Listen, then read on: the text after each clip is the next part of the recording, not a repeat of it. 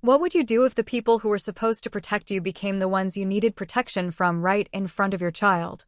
I'm Lena Carter. I'm 28. And for most of my life, I learned how to stay quiet, how to smooth things over, how to survive my parents without ever calling it what it really was. Control. Fear. Abuse dressed up as family discipline. I told myself it was in the past. That becoming a mother had changed things. That if I just kept the peace, my daughter Emily would get the grandparents she deserved. I was wrong. That night, I wasn't arguing with them. I wasn't demanding anything. I was standing there, trying to leave, when voices rose, space disappeared, and my daughter's small hand tightened around mine. I remember the look on her face more than anything else. Not confusion. Not anger. Pure terror. And in that moment, something inside me snapped, not into rage, but into clarity. Because while they thought I was still the same powerless daughter they could intimidate, I had already made a decision months earlier that would quietly decide how this ended. And they had no idea what was coming next. What do you do when your parents, the very people who brought you into this world, suddenly become the people who want to tear you apart in front of your child? I was about to find out. The tension had been building for years.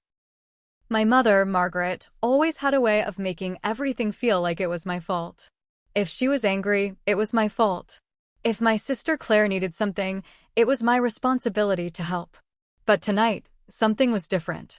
As we sat around the table, everyone pretending to enjoy the family gathering, the conversation turned to money. Of course, it always did. My father, Robert, was relentless, pushing for me to contribute to my sister's special project.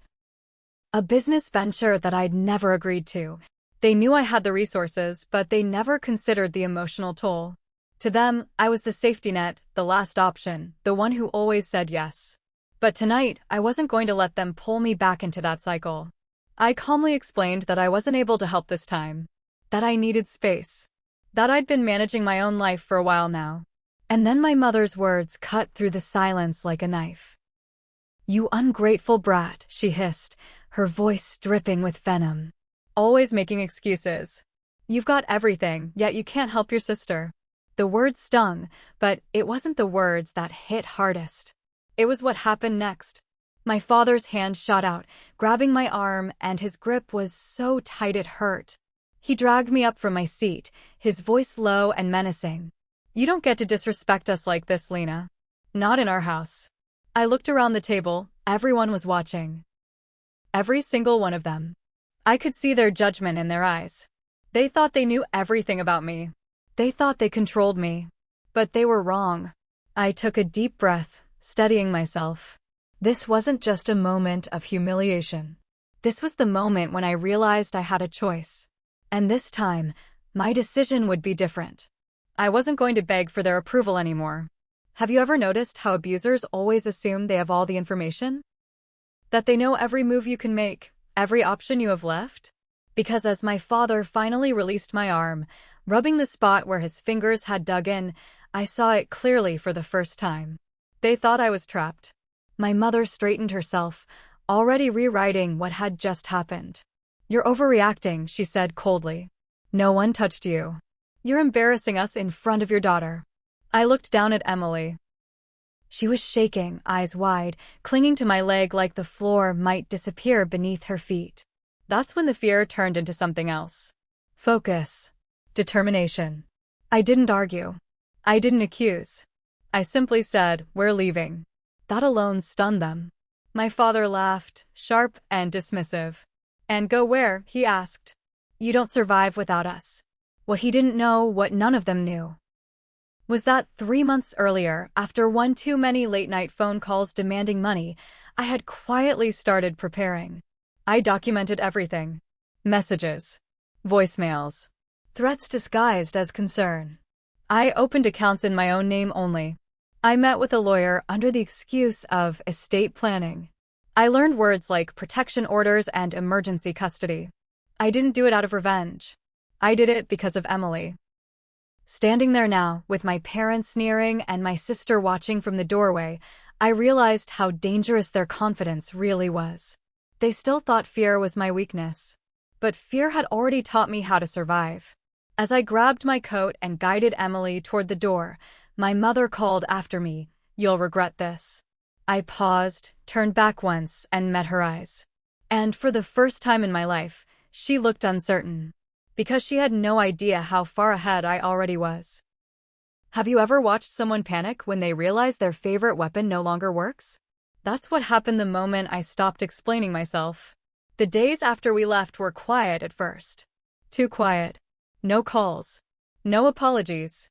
Just silence, the kind that feels like the deep breath someone takes before they try to regain control. I knew it wouldn't last. And it didn't. The messages started coming in waves. My mother accusing me of overreacting. My father warning me about consequences. My sister Claire crying that I was tearing the family apart. Same script. Different tone. But this time, I wasn't reacting emotionally. I was responding strategically. I forwarded everything to my lawyer. Every message. Every threat.